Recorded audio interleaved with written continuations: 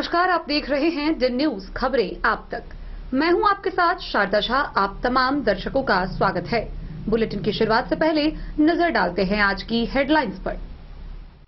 मधवापुर के बसवरिया में हुई भीषण अगलगी की घटना, 5 लोगों का घर जलकर राख। लोकसभा चुनाव के मद्देनजर बीडीओ व थानाध्यक्ष ने हरलाखी के कई बूथों का किया निरीक्षण।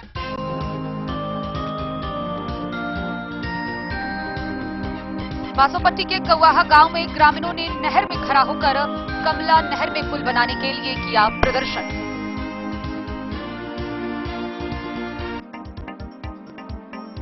हरलाखी बीडीओ ने प्राथमिक विद्यालय बलुआहा के एचएम सहित सभी शिक्षकों के वेतन पर लगाया रोक।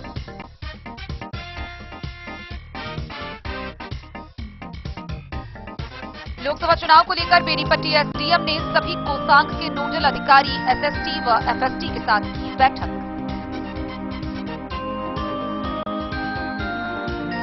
जदयू सांसद रामप्रीत मंडल को झंझारपुर संसदीय क्षेत्र से एनडीए गठबंधन द्वारा प्रत्याशी घोषित होने पर लदनिया के कई वोटरों में आक्रोश।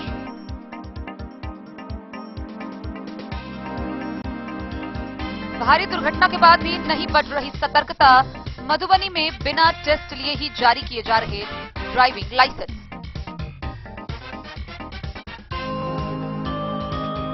लदनिया के जोगिया चौक के समीप पीसीओ ने पुलिस बलों के साथ चलाया वाहन जांच अभियान।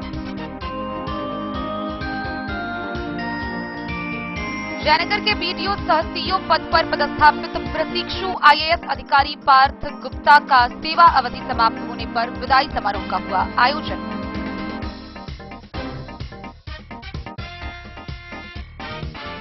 मधुबनी जिला में निष्पक्ष, शांतिपूर्ण और भय रहित चुनाव के लिए एसएसटी एफएसटी की टीम ने जिला के कई प्रमुख स्थानों पर किया सघन वाहन जांच।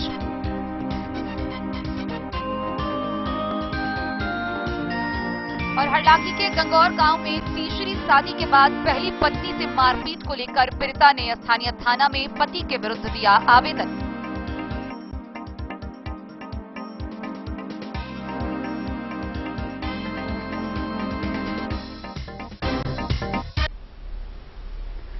खबरें अब विस्तार से।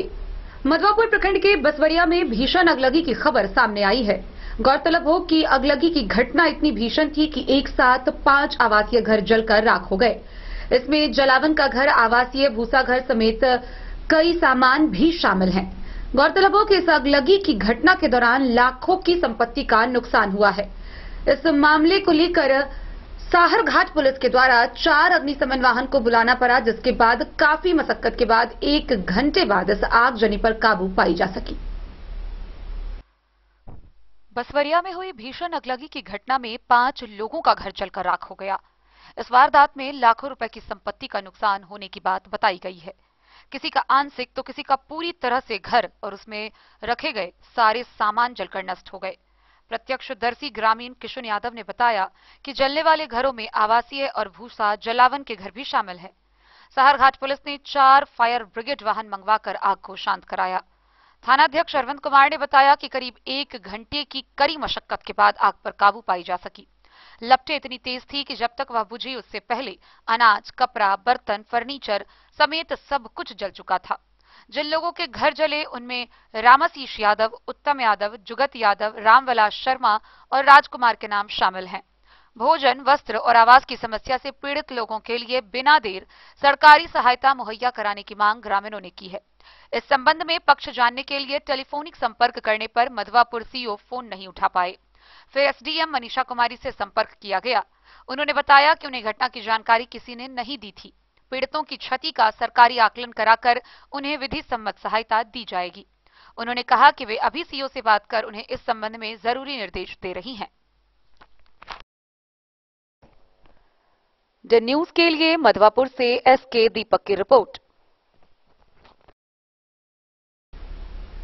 लोकसभा आम निर्वाचन 2024 को लेकर तैयारियां जोर शोर से चल रही है। इसी कड़ी में हरलाखी प्रखंड के प्रखंड विकास पदाधिकारी, थानाध्यक्ष व अन्य पुलिस बलों के द्वारा बूथ निरीक्षण किया गया। इस दौरान प्रखंड के कई बूथों का बीडीओ और थानाध्यक्ष ने निरीक्षण किया। लोकसभा चुनाव को लेकर शनिवार को सहायक निर्वाचन निबंधन पदाधिकारी सह बीडीओ व थानाध्यक्ष जितेंद्र सहनी ने संयुक्त रूप से कभी बूथों का सघन दौरा किया। इस दौरान मतदान केंद्र पर बनाए गए विद्यालयों में शौचालय, हैंडपंप, रोशनी व रैंप आदि विभिन्न मूलभूत सुविधाओं की व्यवस्था को गंभीरता से लिया गया।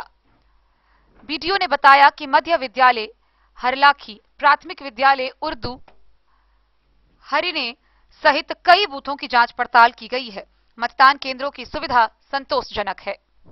सर, बूथ का निरीक्षण किया जा रहा है, बताएंगे क्या कुछ देखा गया है? लोकसभा निर्वाचन 2024 के मद्देनजर सभी बूथों पर जो मूलभूत सुविधा है तो बहाल करने के उद्देश्य से सभी बूथों का भ्रमण किया जा रहा है। जैसे रैंप, बिजली, शौचालय इत्यादि सभी जगह बहाल हो। द न्यूज के लिए मधवापुर से एसके दीपक की रिपोर्ट। बासोपट्टी प्रखंड के कौवाहा गांव के ग्रामीणों ने कमला नहर में पुल की मांग को लेकर एक बार फिर रोषपूर्ण प्रदर्शन किया। गौरतलब हो कि कमला नहर पर पुल नहीं होने के कारण हर बार बारिश के दौरान किसान उनके खेत और आवागमन पूरी तरह बर्बाद हो जाते हैं। वहीं इसको लेकर आक्रोशित किसानों ने कमला नहर में खड़े होकर रोषपूर्ण प्रदर्शन करते हुए पुल निर्माण की मांग की। बासोपट्टी प्रखंड के कौवाहा गांव के ग्रामीणों ने कमला नहर में पुल नहीं देने को लेकर विभाग के विरुद्ध रोषपूर्ण प्रदर्शन किया है। दरअसल ग्रामीणों का कहना है कि कमला नहर की उड़ाही कार्य के बाद नहर करीब 12 फीट गहरा हो गया है। कौवाहा बिरपुर गांव के मुख्य मार्ग के बीच से कमला नहर गुजर रही है। इधर बिरपुर के किसानों का खेत कौवाहा बधार में है और कौवाहा के किसानों का खेत बिरपुर बधार में है। किसानों का कहना है कि जब नहर में पानी छोड़ा जाएगा तो फिर उन लोगों का आवागमन पूरी तरह ठप हो जाएगा, जिससे खेती भी बुरी तरह प्रभावित होगी। साथ ही हाट बाजार भी बिरपुर में है, इसलिए बिरपुर और कौवाहा मार्ग के बीच नहर में पुलिया का होना बहुत जरूरी है। प्रदर्शन में उप मुखिया बेचू पासवान, विजयदास, सुधीर कुमार, संतोष मदा, मंटू पासवान समेत कई किसान शामिल थे। क्या समस्या है आप लोग का? समस्या यही है यहाँ कि नहर गहरा होने के कारण किसान सभी को आने जाने में और खेती करने में बहुत सा समस्या हो रही है। तो वही सिंचाई विभाग से मांग करते हैं कि किसान को भी सुविधा हो और आने जाने वाले माता बहन हैं उन लोग का भी कष्ट हो रही है, उसको निदान किया जाए, यही मांग करते हैं। मांग क्या? मुख्य रूप से मांग क्या? पुलिया का मांग कर रहे हैं, पुला यहाँ निर्माण किया जाए, विभाग से अनुरोध करते हैं इस बात के लिए। क्या परिचय हुआ आपका? मेरा नाम हुआ बेचन पासवान, उप मुखिया ग्राम पंचायत राजबीरपुर। समस्या है? समस्या ये है, हमारे ग्राम पंचायत राजबीरपुर में 2 गांवों के बीच नहर गुजर रहा है और इसका सफाईकरण और गहरीकरण होने के कारण से 2 गांवों के बीच आवागमन पूरी तरह से बाधित है और किसान का खेत इस पार में भी है और उस पार में भी है। इसलिए हम सिंचाई विभाग से जल्द मांग करते हैं कि एक पुलिया का निर्माण होना चाहिए, नहीं तो 2 गांव का आवागमन पूरी तरह से ठप है। अगर यही आलम रहा तो बरसात के दिनों में क्या हाल होगा? अगर यही आलम रहा तो बरसात के दिनों में क्या आलम रहेगा? न बच्चे जा सकते हैं, न कोई आदमी जा सकता है। खेती किसान कैसे करेंगे? न इस पार जाना होगा, न उस पार जाना होगा।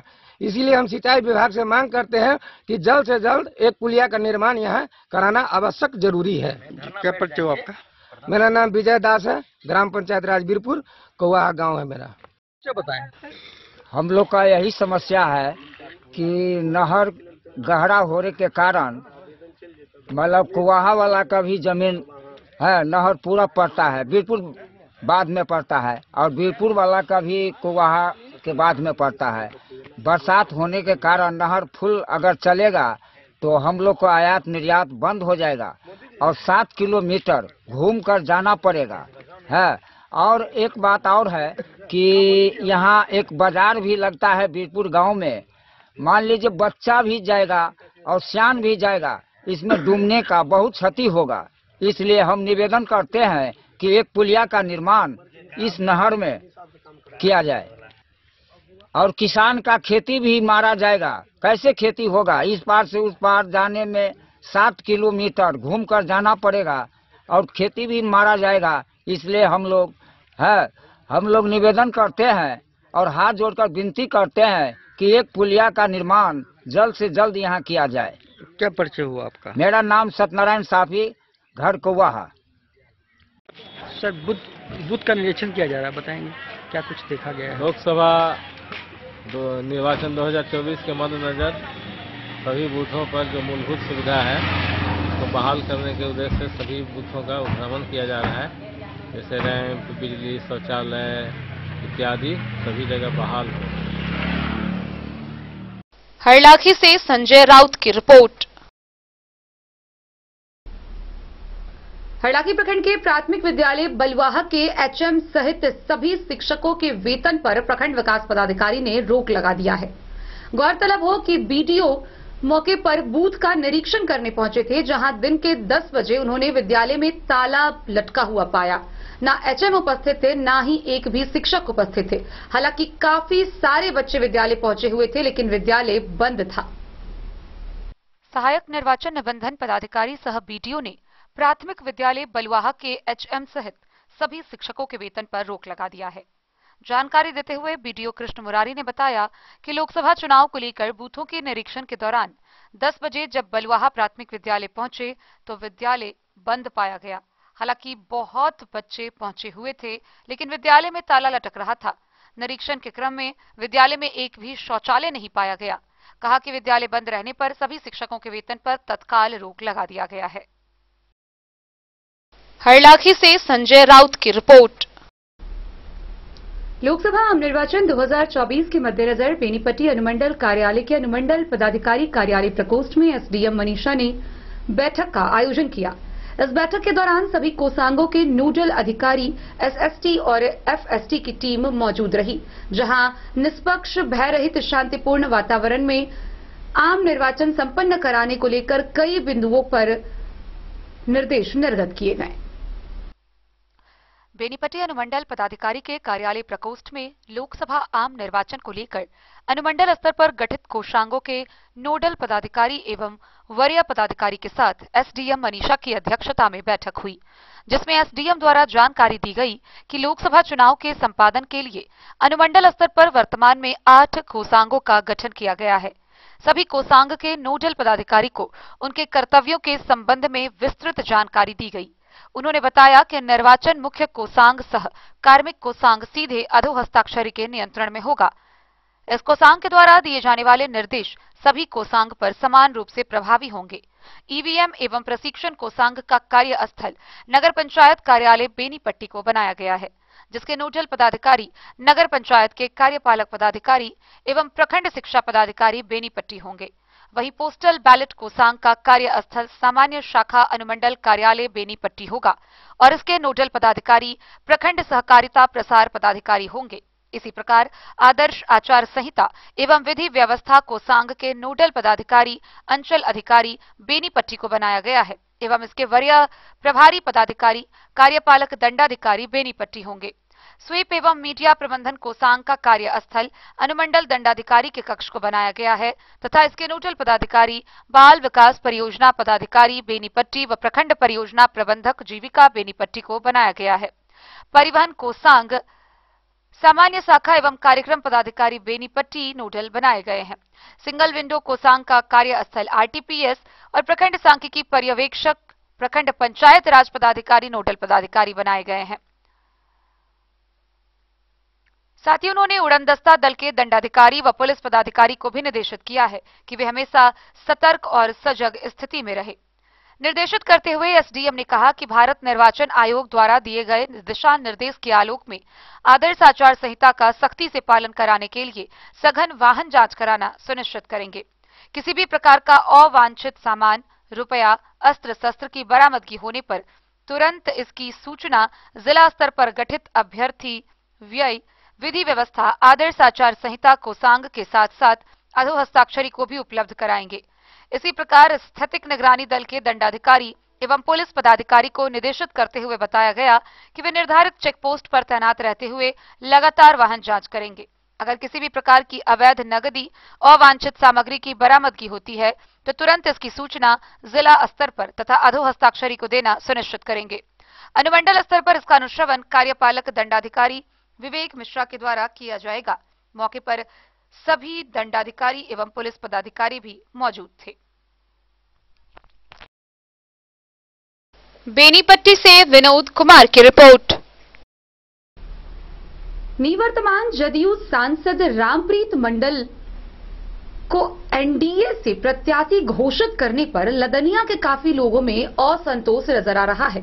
गौरतलब हो कि झंझारपुर लोकसभा में एनडीए से निवर्तमान सांसद रामप्रीत मंडल को प्रत्याशी घोषित किया गया है। हालांकि इस बाबत चर्चा का बाजार काफी गर्म हो गया है। आइए हम आपको विस्तार से दिखाते हैं ये पूरी खबर। झंझारपुर संसदीय क्षेत्र से आसन्न लोकसभा चुनाव में निवर्तमान जदयू सांसद रामप्रीत मंडल को एनडीए गठबंधन द्वारा प्रत्याशी घोषित होने से वोटरों में भारी असंतोष है। यह बातें हरिनारायण सहनी, प्रदेश जदयू महासचिव अति पिछड़ा प्रकोष्ठ ने क्षेत्र भ्रमण के दौरान लदनिया प्रखंड मुख्यालय लदनिया में कही। उन्होंने कहा कि अगर जदयू आलकमान व सूबे के मुख्यमंत्री नीतीश कुमार अगर झंझारपुर संसदीय क्षेत्र से एनडीए गठबंधन के घोषित उम्मीदवार निवर्तमान सांसद रामप्रीत मंडल के बदले जदयू दूसरा उम्मीदवार का नाम लोकसभा चुनाव में घोषित प्रत्याशी का नाम पार्टी हित में बदलने पर पुनः विचार नहीं करते हैं, तो लोकसभा चुनाव में गठबंधन को अपने घोषित प्रत्याशी सांसद रामप्रीत मंडल के पक्ष में भारी सबब उठाना पड़ सकता है। इस मौके पर कई लोग मौजूद रहे। डे न्यूज के लिए जयनगर से मोहम्मद अली की रिपोर्ट। खबरों का सिलसिला जारी रहेगा, जल्द ही लौटेंगे एक छोटे से ब्रेक के बाद। आप बने रहिए हमारे साथ। लाल बाबू प्रसाद एंड सन्स, संकट चौक, बैंक ऑफ इंडिया के बगल में, मधुबनी। इस शादी सीजन सिर्फ हमारे साथ खरीदे और पाएं 100% एक्सचेंज वैल्यू। आप सोने चांदी या हीरे के आभूषणों की तलाश में हैं तो हमारे ज्वेलरी शॉप में मिलेंगे आपको हर तरह के आभूषण बेहद किफायती दामों पर। हर अवसर के लिए आभूषण आपके बजट में। लाल बाबू प्रसाद एंड सन्स, संकट चौक, बैंक ऑफ इंडिया के बगल में, मधुबनी। नए और शानदार स्टॉक के साथ अब हर रिश्ते को करे और भी सुंदर। लाल बाबू प्रसाद एंड सन्स, संकट चौक, बैंक ऑफ इंडिया के बगल में, मधुबनी। हमारे सभी गोल्ड ज्वेलरी शॉप पर HUID है मौजूद।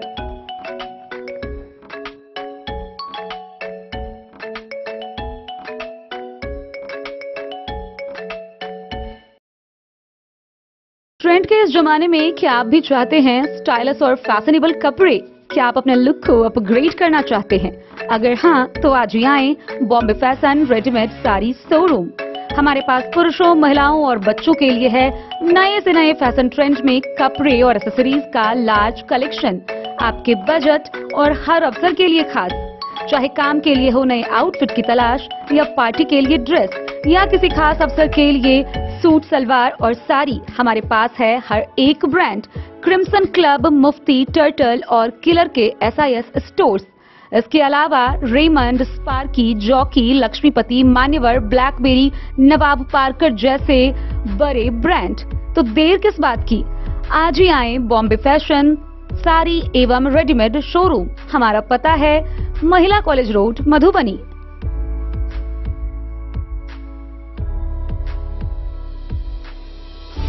अगर है आपको सोने चांदी या हीरे के आभूषणों की तलाश तो आज ही आए लाल बाबू ज्वेलर्स, महिला कॉलेज रोड, मधुबनी। मिथिलांचल में 100 वर्ष से अधिक की विरासत और आपकी सेवा में हर आभूषण पर हॉलमार्क उपलब्ध है। हर अवसर के लिए आभूषण, शादी हो, पार्टी हो, त्योहार हो, आपके बजट में और आपके डिजाइन के अनुसार। तो आज ही हमारी ज्वेलरी शॉप पर आएं और अपने प्रियजनों के लिए खरीदे खूबसूरत आभूषण।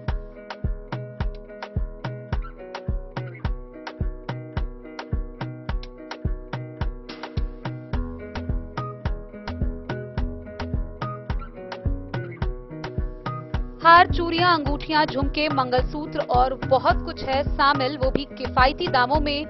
मधुबनी में सबसे कम मेकिंग चार्ज पर। लाल बाबू ज्वेलर्स, महिला कॉलेज रोड, मधुबनी।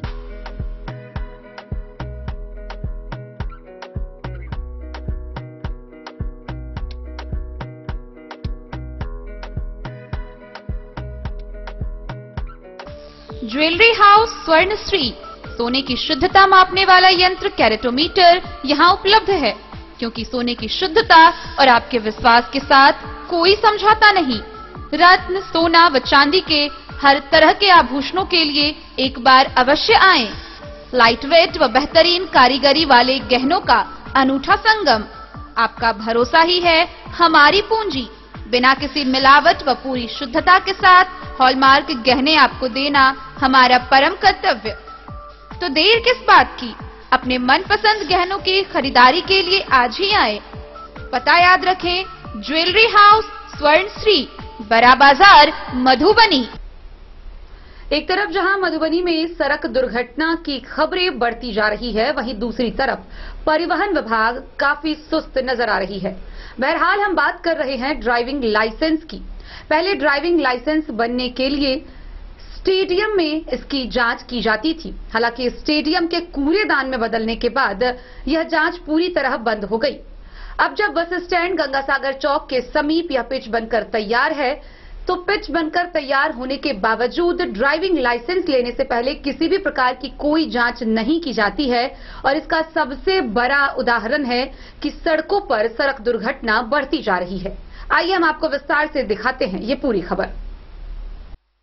मधुबनी शहर में ड्राइविंग टेस्ट ट्रैक करीब करीब बनकर तैयार हो चुका है। गंगासागर चौक के समीप टेस्ट ट्रैक अब तक हैंडओवर नहीं हुआ है। ट्रैक का रंग रोगन कर घेराबंदी भी की जा चुकी है। बावजूद बिना टेस्ट लिए ही लाइसेंस जारी हो रहा है। विभाग से मिली जानकारी के प्रतिवर्ष करीब 15,000 लाइसेंस जारी किए जा रहे हैं, मगर बिना ट्रैक पर गाड़ी परिचालन का टेस्ट दिए ही यह लाइसेंस जारी हो रहे हैं। ड्राइविंग टेस्ट लेने के लिए भवन निर्माण विभाग की ओर से करीब 60 लाख की लागत से गंगासागर चौक के समीप ट्रैक तैयार किया गया है। ट्रैक बनने के बाद रंग रोगन का भी कार्य पूरा हो चुका है। बावजूद अब तक उस ट्रैक पर नए ड्राइवर को लाइसेंस जारी करने से पहले टेस्ट नहीं लिया जा रहा है। पहले जिला परिवहन कार्यालय की ओर से स्टेडियम परिसर में लाइसेंस जारी करने से पहले चालकों का टेस्ट लिया जाता था, मगर उसकी जर्जर स्थिति और जलजमाव की वजह से वहां भी यह कार्य बीते कई वर्षों से बंद हो गया। अब आलम यह है कि मजबूरन विभाग बिना टेस्ट लिए ही चालक को लाइसेंस जारी कर रहा है। सूत्रों से मिली जानकारी के मुताबिक अवैध लोगों के जरिए बिना जांच परख के ही पैसे देकर लाइसेंस बनाने का खेल चल रहा है। इस वजह से अक्षम लोगों का भी लाइसेंस बन जा रहा है। हालांकि जो व्यक्ति स्विंग डीटीओ कार्यालय पहुंचकर लाइसेंस बनाने की प्रक्रिया में जाते हैं, उन्हें काफी पेचीदगी का सामना करना पड़ रहा है। एक चालक ने बताया कि उसने एक अवैध लोगों से मिलकर 6,000 रुपए में 2 पहिए और 4 पहिए वाहन का लाइसेंस बनवा लिया। उनके एक भाई ने जब लाइसेंस बनाने के लिए ऑफिस का चक्कर लगाया तो उन्हें 3 बार कंप्यूटर की परीक्षा में ही फेल कर दिया गया। मधुबनी जिले में लगातार हो रही सड़क दुर्घटना के बावजूद भी विभाग अलर्ट नहीं हो पा रहा है। साल भर में करीब 200 से अधिक जगह सड़क दुर्घटनाएं हो चुकी है। इनमें से कईयों की मौत भी हो चुकी है। ऐसे में अगर ड्राइविंग टेस्ट ट्रैक के जरिए लाइसेंस इशू होगा तो आने वाले दिनों में दक्ष चालक को ही लाइसेंस मिल सकेगा और दुर्घटनाओं में कमी आएगी। मधुबनी से फिरोज आलम की रिपोर्ट। आगामी लोकसभा निर्वाचन 2024 के मद्देनजर मधुबनी जिला भर में सघन वाहन जांच अभियान चलाया जा रहा है। इसी क्रम में लदनिया के बीसीओ ने जोगिया चौक के समीप वाहन जांच अभियान चलाया। आसन्न लोकसभा चुनाव की तिथि जो करीब आने लगे हैं, प्रशासनिक चुनावी तैयारी नजर आने लगे हैं। लदनिया प्रखंड के योगिया में अलग अलग 2 एवं खाजेडीह चौक के पास कुल 3 चेक पोस्ट लगाए गए हैं। स्टैटिक दंडाधिकारी सह बीसीओ लदनिया कमलजीत कुमार ने योगिया चौक के पास NH 227 पर पुलिस बल के साथ चेक पोस्ट के पास वाहन जांच किया। वाहन चेकिंग देखते ही बिना कागजात के वाहनों को सड़क पर आवाजाही अचानक कम हो गया। डेन न्यूज के लिए जयनगर से मोहम्मद अली की रिपोर्ट। जयनगर के प्रखंड सह अंचलाधिकारी प्रशिक्षु IAS अधिकारी पार्थ गुप्ता का 3 महीने की कार्यावधि समाप्त होने पर जयनगर प्रखंड सह अंचल कार्यालय में विदाई समारोह का आयोजन किया गया। इस दौरान सैकड़ों की संख्या में लोग मौजूद रहे, जहां उन्हें पार्थ गुप्ता से सम्मानित किया गया। साथ ही इस 3 माह की कार्य अवधि के दौरान उनके कार्यों को लेकर विशेष चर्चा की गई। जयनगर प्रखंड सह अंचलाधिकारी के पद पर पदस्थापित प्रशिक्षु IAS अधिकारी पार्थ गुप्ता के सेवा अवधि समाप्त होने पर शनिवार को प्रखंड कार्यालय के समीप सामुदायिक प्रशिक्षण भवन में विदाई सह सम्मान समारोह का आयोजन किया गया। BDO राजीव रंजन कुमार की अध्यक्षता व किसान सलाहकार कृष्णवीर घोष के संचालन में आयोजित कार्यक्रम को डीसीएलआर तरणीजा, मुख्य पार्षद कैलाश पासवान, कार्यपालक पदाधिकारी कुमारी हिमानी, प्रखंड समन्वयक कंचन कुमारी, मुखिया सुरेंद्र प्रसाद सिंह, मुखिया प्रतिनिधि जामुन चौधरी के अलावे प्रखंड एवं अंचल कर्मी व आंगनबाड़ी केंद्र के सेविका व सहायिकाओं ने भाग लिया। कार्यक्रम में उपस्थित अधिकारियों ने आईएएस अधिकारी पार्थ गुप्ता को मिथिला के परंपरा के अनुसार पाग, दुपट्टा और मिथिला प्रतीक भेंट कर सम्मानित किया। आयोजित कार्यक्रम को संबोधित करते हुए वक्ताओं ने कहा कि नौकरी में एक स्थान से दूसरे स्थान पर अदला बदली का सिलसिला जारी रहता है। जयनगर प्रखंड सह अंचल कार्यालय में बीडीओ सह अंचलाधिकारी के रूप में जनवरी माह में योगदान दिए आईएएस अधिकारी 3 माह प्रशिक्षण पूरा किए। उनके कार्यकाल में कर्मियों को उनसे काफी कुछ सीखने का अनुभव प्राप्त हुआ। वक्ताओं ने कहा कि जयनगर प्रखंड सह अंचल कार्यालय के स्थापित होने के बाद यह पहला मौका था कि किसी आईएएस अधिकारी ने पदभार ग्रहण किया और अपने स्तर पर कार्य निष्पादन किया। 3 महीने के कार्यकाल में उन्होंने कई लंबित कार्यों का निष्पादन किया।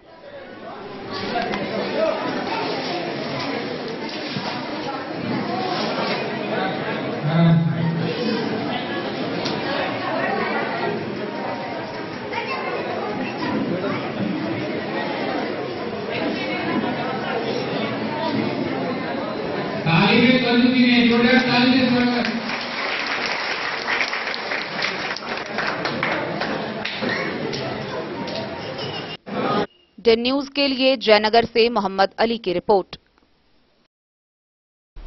मधुबनी के जिला निर्वाची पदाधिकारी सह जिला पदाधिकारी अरविंद कुमार वर्मा के निर्देश के आलोक में मधुबनी जिला के कई प्रमुख स्थानों पर सघन वाहन जांच अभियान चलाया गया।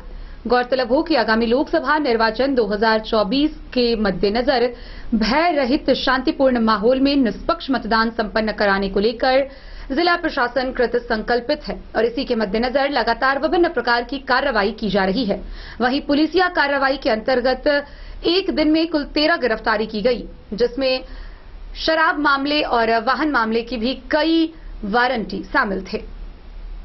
जिला निर्वाचन पदाधिकारी सह जिला पदाधिकारी अरविंद कुमार वर्मा के निर्देश के आलोक में मधुबनी जिला में स्वच्छ, निष्पक्ष, शांतिपूर्ण एवं भय रहित चुनाव कराने को लेकर एसएसटी एवं एफएसटी की कई टीम ने मधुबनी जिले के कई प्रमुख स्थानों पर सघन वाहन जांच और छापेमारी अभियान चलाया।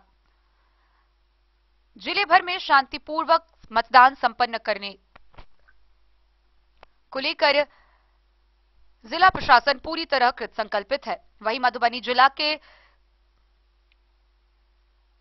पुलिस प्रशासन की भी कार्रवाई जोर शोर से चल रही है। 30 मार्च को मधुबनी जिला में कुल 13 गिरफ्तारी हुई। अलग अलग कांडों में 13 व्यक्ति को गिरफ्तार किया गया, जिसमें शराब कांड में 8, वारंट में 2 और अन्य कांड में 3 आरोपी को गिरफ्तार किया गया। इसके अलावा 741 लीटर देसी विदेशी शराब भी बरामद किए गए। जहां 2 वारंट का निष्पादन किया गया, तो वहीं वाहन जांच अभियान के दौरान जिला भर से कुल 30 वाहन से 58,500 रुपए जुर्माना की राशि वसूल की गई। वहीं एक कुर्की का भी निष्पादन किया गया। इसके अलावा 4 मोटरसाइकिल और एक 4 चक्का वाहन भी जब्त किए गए। Bureau report Madhubani. बिस्फी थाना पुलिस के द्वारा थाना क्षेत्र में शराब का विनिष्टीकरण किया गया। इस दौरान पुलिस बल भी मौजूद रहे, जहां 600 लीटर देसी शराब विनिष्ट किए गए। इसके साथ ही देसी चुलाई शराब बनाने वाले कई सामग्रियों का भी विनिष्टीकरण किया गया। मधुबनी पुलिस एवं सीएपीएफ द्वारा शराब कारोबारियों के विरुद्ध लगातार कार्रवाई जारी है। इसी दौरान बिस्फी थाना क्षेत्र में 600 लीटर अर्धनिर्मित देसी चुलाई शराब का विनिष्टीकरण किया गया। पुलिस के द्वारा कार्रवाई करते हुए 600 लीटर अर्धनिर्मित देसी चुलाई शराब का घोल, टीन एवं अन्य सामग्री बिस्फी थाना क्षेत्र में विनिष्ट किए गए। Bureau report Madhubani. खबरों का सिलसिला जारी रहेगा। जल्द ही लौटेंगे एक छोटे से ब्रेक के बाद। आप बने रहिए हमारे साथ। होटल गोकुल राज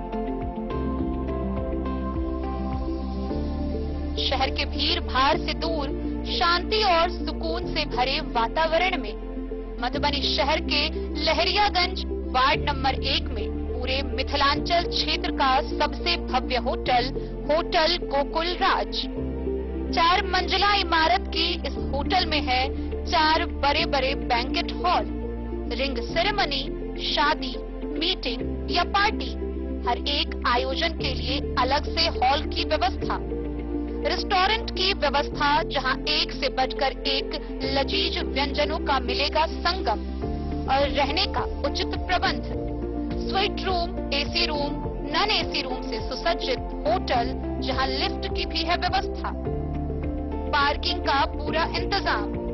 तो आइए और जिंदगी में खुशियों से भरी यादें शामिल करिए। होटल गोकुल राज मधुबनी में आप लोगों का स्वागत है। होटल गोकुल राज, Lahariaganj, ward number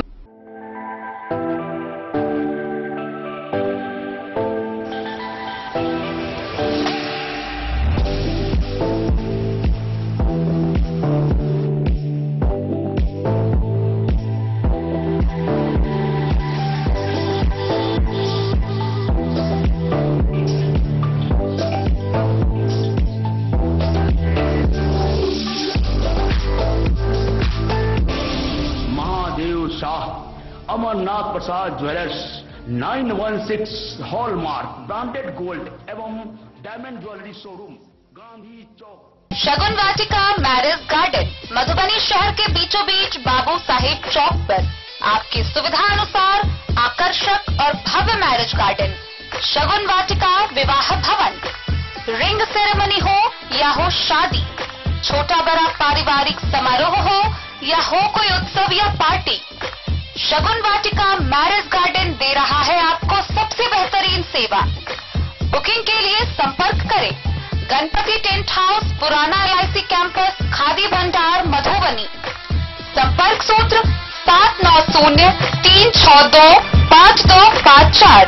Vivekananda mission विद्यापीठ, शिक्षा के क्षेत्र में एक नया आयाम, अब छोटे बच्चों के लिए भी आधुनिक सुविधाओं के साथ उपलब्ध। विवेकानंद मिशन विद्यापीठ जूनियर, जहां क्लास प्री नर्सरी से 5th स्टैंडर्ड तक के बच्चों का एडमिशन प्रारंभ है। अगर आप भी चाहते हैं अपने बच्चों का शिक्षा के क्षेत्र में बेहतर विकास, तो विवेकानंद मिशन विद्यापीठ जूनियर है आपके लिए तैयार। 2.5 से 10 वर्षों के बच्चों के लिए आपको मिलेगा आधुनिक सुविधाओं के साथ एक बेहतर शिक्षा का माहौल। CBSE बेस्ड करिकुलम सिलेबस के साथ साथ स्टूडेंट्स होंगे art and craft, game and sports और कल्चरल एक्टिविटीज में अव्वल। इंग्लिश मीडियम के माहौल के बीच स्टूडेंट्स बनेंगे स्मार्ट, जहां किताबी ज्ञान के साथ साथ हर क्षेत्र में स्टूडेंट्स होंगे अवेयर। हॉबीज और इंटरेस्ट को मिलेगी प्राथमिकता। तो आइए और अपने बच्चों के बेहतर भविष्य के लिए आज ही नामांकन करवाइए। विवेकानंद मिशन विद्यापीठ जूनियर, हमारा पता है तिरहुत कॉलोनी, नगर परिषद, main road, ward number 21, Madhubani. शांतिपूर्ण एवं निष्पक्ष माहौल में भय रहित लोकसभा मतदान संपन्न कराने को लेकर मधवापुर प्रखंड के विभिन्न क्षेत्रों में एरिया डोमिनेशन व फ्लैग मार्च किया गया। इस फ्लैग मार्च में थानाध्यक्ष समेत दर्जनों की संख्या में पुलिस बल शामिल हुए।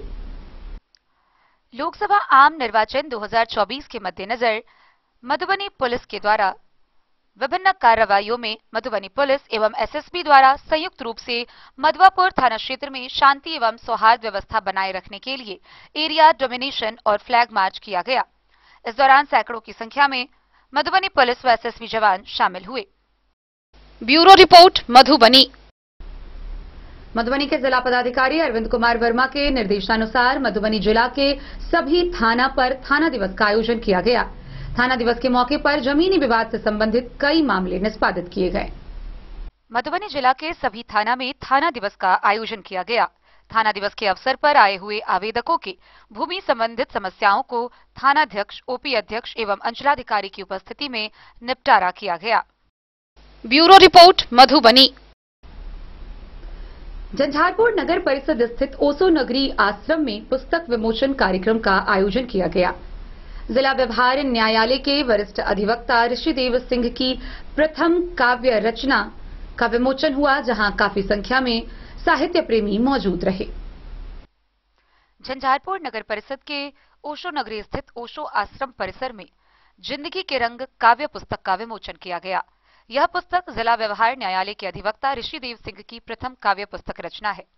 विमोचन कार्यक्रम की अध्यक्षता झंझारपुर व्यवहार न्यायालय के अधिवक्ता इंद्रकांत प्रसाद ने किया। कार्यक्रम के संयोजक अधिवक्ता लक्ष्मेश्वर सिंह ने बताया कि ऋषिदेव सिंह उनके गुरुदेव हैं और उनकी यह रचना वर्तमान सामाजिक स्थिति का एक आईना है, जिसे उन्होंने अपने सरल भाषा में आम लोगों के लिए प्रस्तुत किया है। उन्होंने बताया कि लेखक की रुचि विभिन्न लेखन, लीगल आर्टिकल लेखन, समाचार पत्र लेखन के अलावा सामाजिक कार्यों में बराबर लगी रहती है। वह विदेश विधि महाविद्यालय के व्याख्याता एवं प्राचार्य भी हैं। उन्होंने पुस्तक के बाबत बताया कि कुल 69 काव्य रचना इस पुस्तक में संजोए गए हैं। पुस्तक की शुरुआत गुरु को समर्पित काव्य से की है। धारा 370 के आवासन से लेकर अधिवक्ता दिवस, प्रकृति, शराब जीवी, अच्छे दिन, मन की बात, गुजरात चुनाव जैसी कई वर्तमान स्थिति को अपने काव्य शब्दों में प्रस्तुत किया है। विमोचन कार्यक्रम की शुरुआत में सभी आगत अतिथियों को पाग, दुपट्टा व फूलों की माला से स्वागत किया गया। सभी लोगों को पुस्तक की एक एक प्रति दी गई। मुख्य अतिथि ज्योति रमन झा एवं विशिष्ट अतिथि प्रोफेसर आशुतोष नारायण सिंह ने पुस्तक पर अपने विचार रखे। विमोचन कार्यक्रम का संचालन दीपक कुमार सिंह ने किया। इसके अलावा उपस्थित लोगों ने काव्य रचना के अलावा पुस्तक में लिखे गए भूमिका की सराहना की।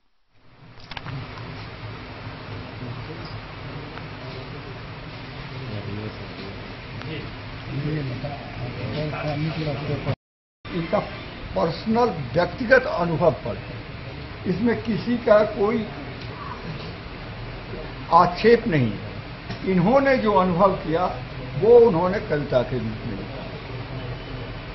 कभी बात चली तो हमने कहा कि जब इतना आप कर ही रहे हैं, इतना तो किताब भी मंगवा छपवा दीजिए। बहुत दिन से बात हो रही थी, पर ये है जरा अपने झोंक में चलते हैं। आ गया इनके दिमाग में कि छपाना है, छप गया। और किस्मत से पहला विमोचन इन्होंने लखनऊ में किया,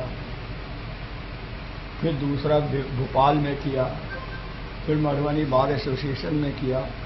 इस तरह से कई जगह होते होते झंझारपुर के बारे में बोल रहे थे और आज झंझारपुर में हो रहा है।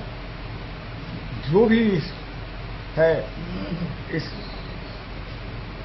संस्था का, वो धन्यवाद का पात्र है। जिस तरह से इन लोगों ने व्यवस्था की है, मैं अपना आभार प्रकट करता हूं इन लोगों के प्रति। झंझारपुर से सरफराज सिद्दीकी की रिपोर्ट। जयनगर प्रखंड के कमलाबारी गांव के पेट्रोल पंप के समीप फोस्टर पब्लिक स्कूल का शुभारंभ हुआ। इस दौरान स्कूल का उद्घाटन डायरेक्टर चंद्रशेखर सिंह, प्रिंसिपल मनीषा कुमारी समेत अन्य विशिष्ट अतिथियों ने संयुक्त रूप से स्कूल का उद्घाटन किया।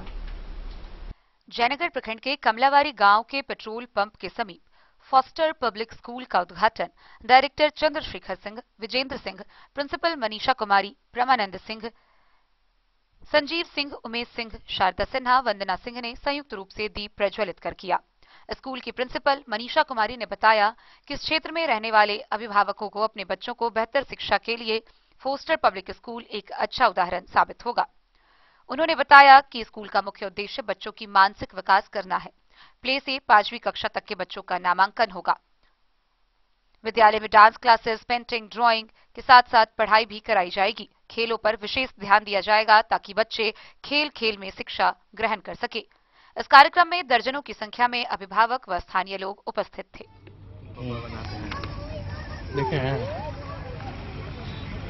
हमारे यहाँ मिस्टर चंद्रशेखर सिंह जो है, उन्होंने बहुत ही मिनिमम फी रखी है यहाँ के लिए, यहाँ के बच्चों के लिए और गरीबों के लिए भी। हमने एडमिशन और रजिस्ट्रेशन चार्ज फ्री कर रखा है। एक्टिविटी चार्ज भी हमारा ज़्यादा नहीं है, बहुत ही कम है, जो यहाँ पे सब अफोर्ड कर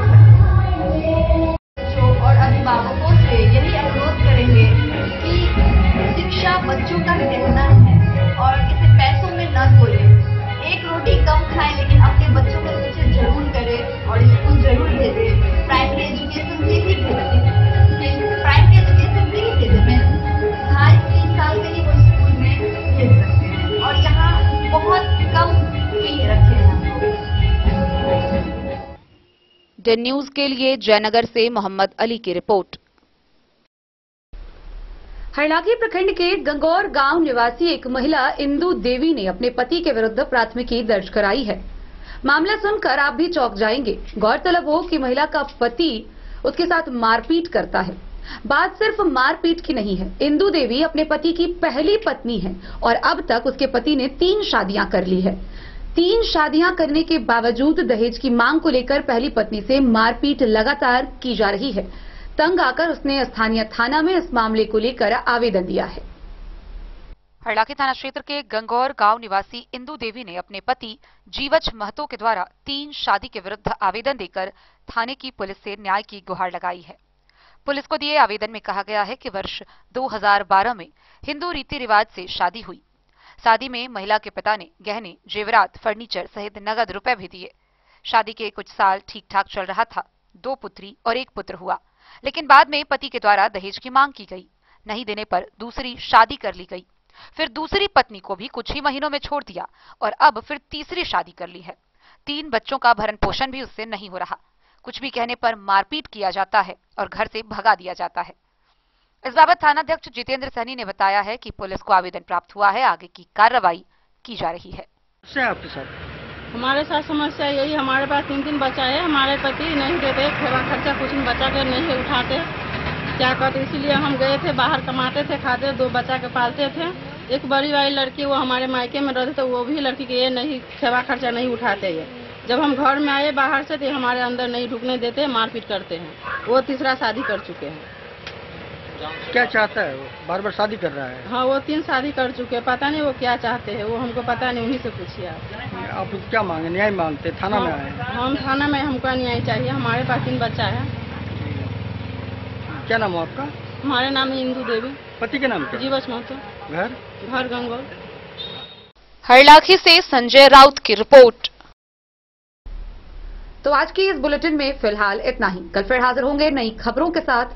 तब तक दीजिए पूरी टीम को इजाजत और मधुबनी की हर छोटी बड़ी खबरों के लिए देखते रहिए डन न्यूज, खबरें आप तक। नमस्कार।